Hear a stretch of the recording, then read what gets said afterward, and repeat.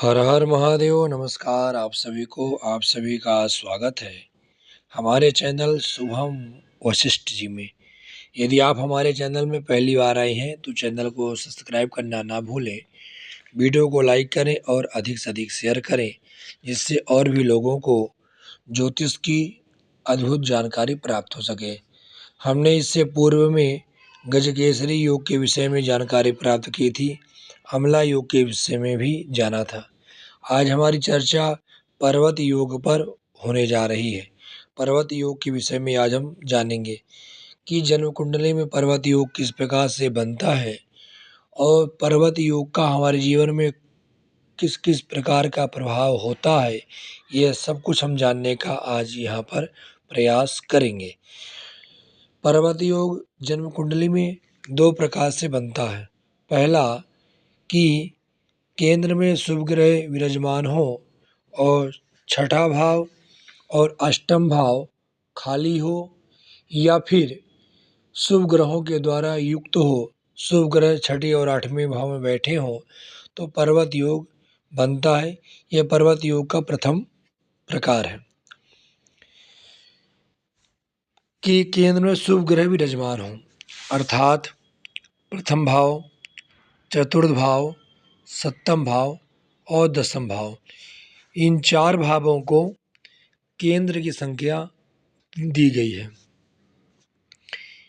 ये जो चार भाव होते हैं ये आपके केंद्र हैं।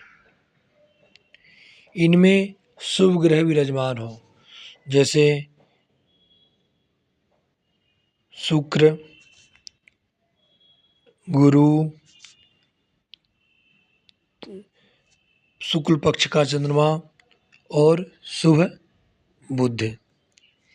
ये चार ग्रह इन चार भावों में हो सकते हैं या एक साथ भी हो सकते हैं, गुरु शुक्र चंद्रमा या शुक्र बुध।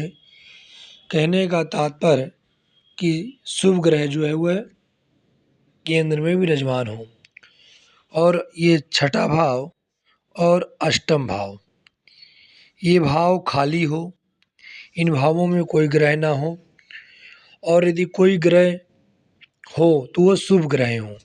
जैसे मान लीजिए हम यहाँ पर एक जन्म कुंडली लेते हैं सिंह लग्न की।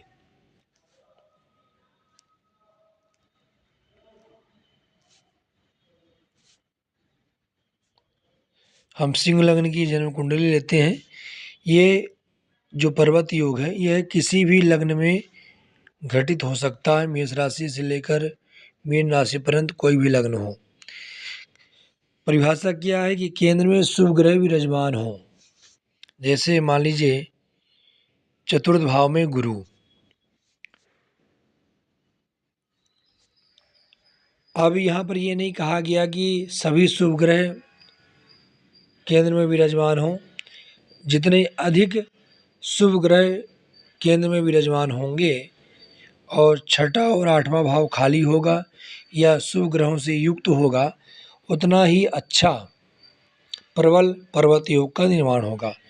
जैसे मान लीजिए केंद्र में आपके गुरु हो गए, छठा और आठवां भाव खाली है, या छठे भाव में शुक्र या अष्टम भाव में चंद्रमा, ये शुभ ग्रह होते हैं। ये तो छठे भाव में या आठवें भाव में शुभ ग्रह हों या छठा और आठवां भाव खाली हो, तो ये पर्वत योग का निर्माण जन्म कुंडली में होता है। ये पर्वत योग का प्रथम प्रकार है। दूसरे प्रकार से पर्वत योग जन्म कुंडली में कैसे बनता है? लग्नेश और व्ययेश यदि परस्पर केंद्र में प्राप्त हों तथा दोनों मित्र ग्रहों से दृष्ट हों तो भी पर्वत योग बनता है।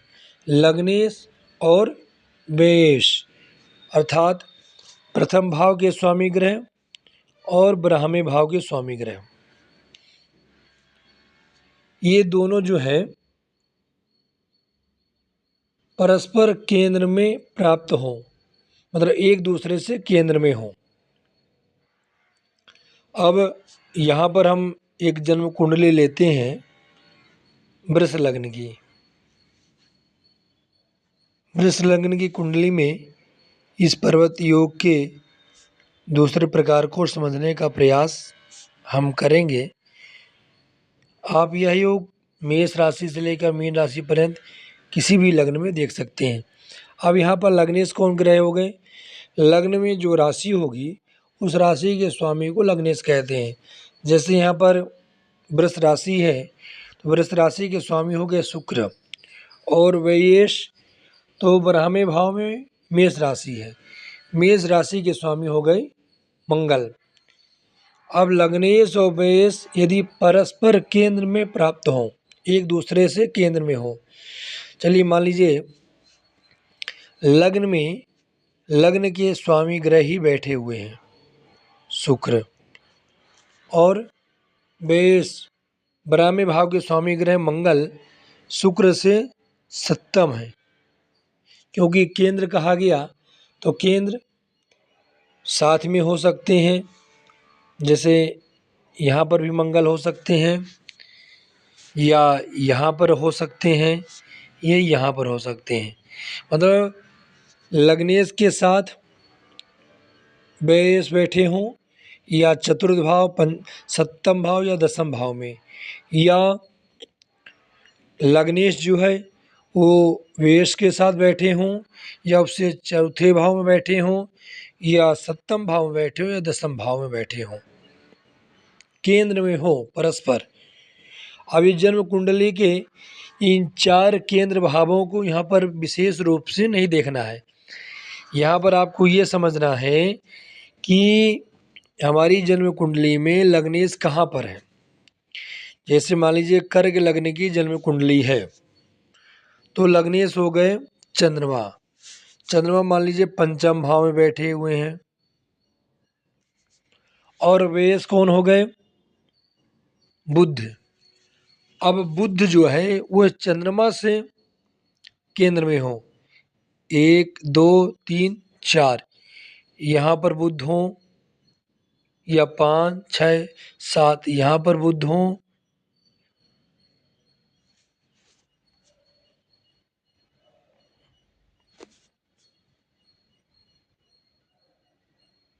यहाँ पर हो 9 8 9 10 यहाँ पर बुध हो।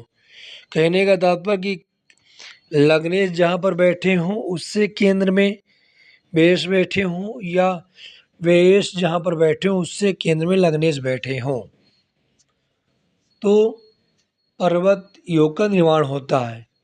या केंद्र में बैठे हों और दोनों मित्र ग्रहों से दृष्ट भी हों, जैसे एक उदाहरण के रूप में हम समझें, कर्क लग्न की जन्म कुंडली में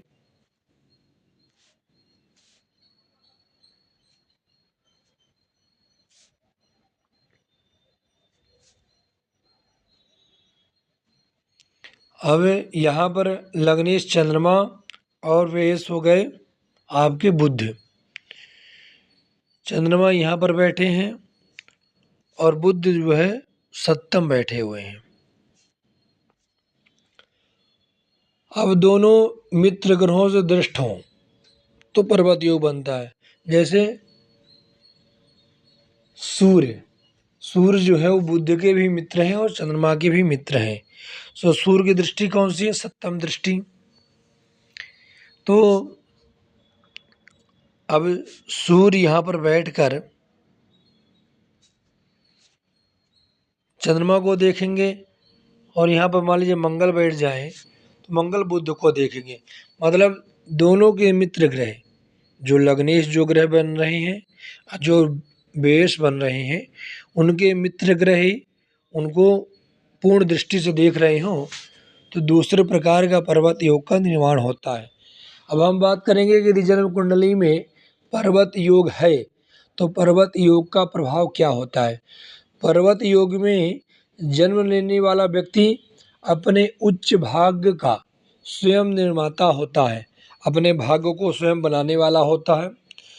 जीवन में उसे सदैव भाग्य का साथ मिलता रहता है। उसके जीवन में भाग्य उसका साथ हमेशा देती रहती है। विद्या के क्षेत्र में जातक बहुत उन्नति करता है। गरीबों, पीड़ितों और अनाथों की सहायता करने में ऐसा जातक तत्पर होता है जिनके जन्म कुंडली में पर्वत योग बनता है। पर्वत योग में जिन जातकों का जन्म होता है, जिनकी जन्म कुंडली में पर्वत योग बनता है, ऐसे जातक किसी ग्राम के प्रधान होते हैं, मुखिया होते हैं, सरपंच इत्यादि बनते हैं। अब यह तो सरपंच इत्यादि बनने का योग तो होता है, लेकिन राजनीतिज्ञ सफल राजनीतिज्ञ नहीं बनाता है। उतना ज़्यादा जातक राजनीति में सफल नहीं होता है, लेकिन समाज में उसकी ख्याति होती है, नाम होता है और उन्नति होती है। जिनके जन्म कुंडली में पर्वत योग का निर्माण होता है, पर्वत योग होता है। पुनः हम अगली वीडियो में वासी योग के विषय में बात करेंगे कि जन्म कुंडली में यदि वासी योग हो तो उसका किस प्रकार का प्रभाव होता है, उससे हमें कौन से शुभ परिणाम प्राप्त होते हैं, उस सब की जानकारी अगले वीडियो में हम प्राप्त करेंगे। तब तक के लिए हर हर महादेव, नमस्कार आप सभी को।